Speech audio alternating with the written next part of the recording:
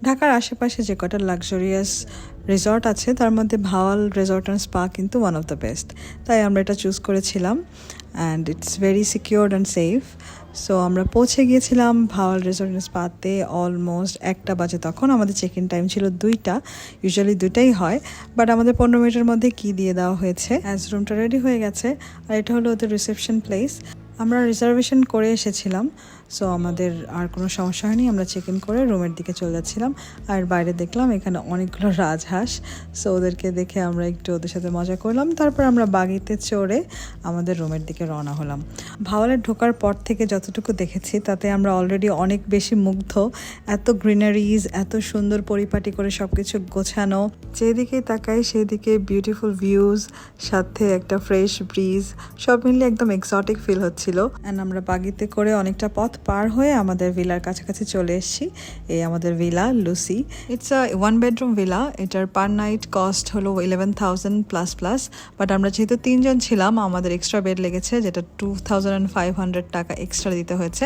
So আমাদের 13,500 পড়েছে per night. So this is our room. আমাদের রুমটা বেশ পছন্দ হয়েছে। রুমের সামনে একটা বারান্দা, পিছনে আরেকটা বারান্দা আছে। আশেপাশে তো অনেক গাছপালা, আরও অনেক ভিলাস। আর এটা ছিল ওয়াশরুম। একটু অ্যাস্থেটিক ওয়েতে ওরা সব কিছু সাজিয়েছে, এখানে কিছু স্টোন দেওয়া এবং কাঠের কিছু জিনিসপত্র দেওয়া। সো ভালোই লেগেছে আমাদের রুমটা, আমাদের জন্য পারফেক্ট ছিল, কোজি অ্যান্ড কাম। ওরা রুমে আমাদের জন্য কিছু ফ্রেশ ফ্রুটস দিয়েছিল, আর রুমে ছিল একটা ফ্রিজ যেখানে কিছু পানি ছিল, আর ছিল টি কফি স্টেশন। এই তো, দ্যাটস ইট। রুমে এসে আমরা কিছুক্ষণ রেস্ট করলাম, দেন একটু ফ্রেশ ট্রেশ হয়ে আমরা বাইরে চলে গেলাম।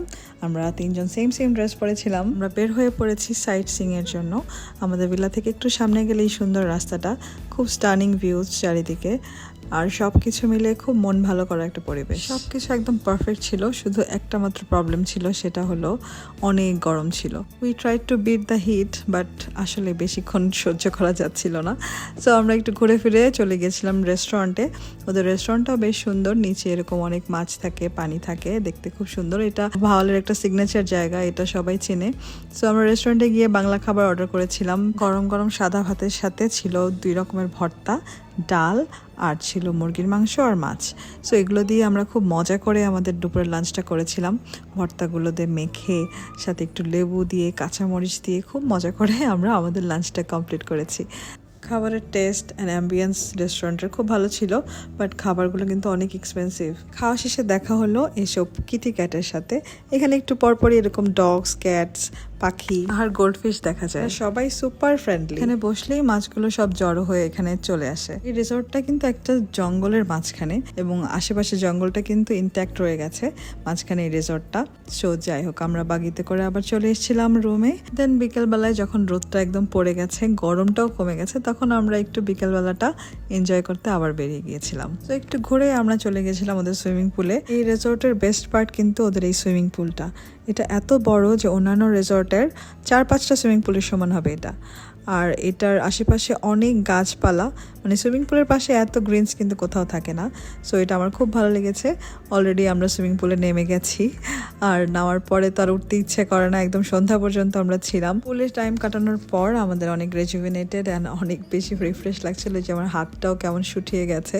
যাই হোক, দেন আমরা আবার আমাদের ভিলাতে চলে এসেছি। রুমে গিয়ে একটু ফ্রেশ হয়ে ফার্স্ট কাজ ছিল 1 কাপ চা খাওয়া। তো চা বানিয়ে নিয়ে আমরা একটা কেক নিয়ে আসছিলাম, নর্মাল চকলেট কেক, সেটা দিয়ে মজা করে আয়েশ করে চাটা খেলাম। দেন এই যে আমরা কিন্তু আবার বেরিয়ে পড়েছি। নাইট ভিউটা কিন্তু অসাম ছিল, খুব সুন্দর লাগছিল চারিদিকে, এরকম হালকা নিরিবিলি লাইট, আর খুব সুন্দর একটা বাতাস বইছিল চারিদিকে। বাগিতে করে প্রায় পুরো রিসর্টটাই আমাদেরকে ঘোরানো হলো। ওদের একটা সুবিধা আছে, যখনই বাগি কল করা হয় ওরা পাঠিয়ে দেয়, আর ইচ্ছে মতো রিসর্টটা ঘুরে দেখা যায়। বাগি বয়ের কাছ থেকে শুনলাম যে এখানে প্রায় 61 কটেজেস আছে, আর এই পুরো এরিয়াটা প্রায় 51 একরের। সো বিশাল জায়গা। আমরা হেলিপ্যাডে গিয়েছিলাম, ওখানে একটু ঘুরলাম। আমাদের ইনডোর গেমসের জন্য একটা জায়গা ছিল, লেজার সেন্টার, ওখানে গেলাম। নিচতলায় একটা জিম ছিল, ওই জিমে আমি আর ঢুকি নাই, তাই কোনো ফুটেজ নাই। এখানে ছিল হ্যান্ড সকার, পুল, এই টাইপের গেমস। সো আমরা এসব আর কিছু খেলি নেই, আমরা চলে গেছি আবার রেস্টুরেন্টে আমাদের ডিনার করতে। রাতে আমরা একটু বাংলা কুইজিনটা অ্যাভয়েড করেছিলাম। আমরা নিয়েছিলাম একটা সি ফুড প্ল্যাটার, এটাতে কিং প্রন, স্কুইড টুইড আর অনেক কিছু ছিল, আর সাথে ফ্রাইড চিকেন নিয়েছিলাম একটা, আর ছিল ফ্রাইড রাইস। তো এগুলো দিয়ে আমাদের ডিনার হয়ে গেছে। এভরি আইটেম ওয়াজ সুপার ডেলিশিয়াস। ওদের শেফ মনে হয় খুবই ভালো রান্না করে। আমরা এই পর্যন্ত যা যা খেয়েছি সবই খুব মজা ছিল। দেন আমাদের তো সুইট টুথ আছে, আমাদের একটু ডেজার্ট খেতে হবে, তাই আমরা একটা ক্রিম ক্যারামেল অর্ডার করেছিলাম, সেটাও অনেক টেস্টি ছিল। সো এই ডিনার দিয়ে আজকের ব্লগটা এখানে শেষ করছি। নেক্সট ব্লগে মেবি আমার পুরো ট্রিপটা কমপ্লিট হয়ে যাবে। Thanks for watching, bye bye.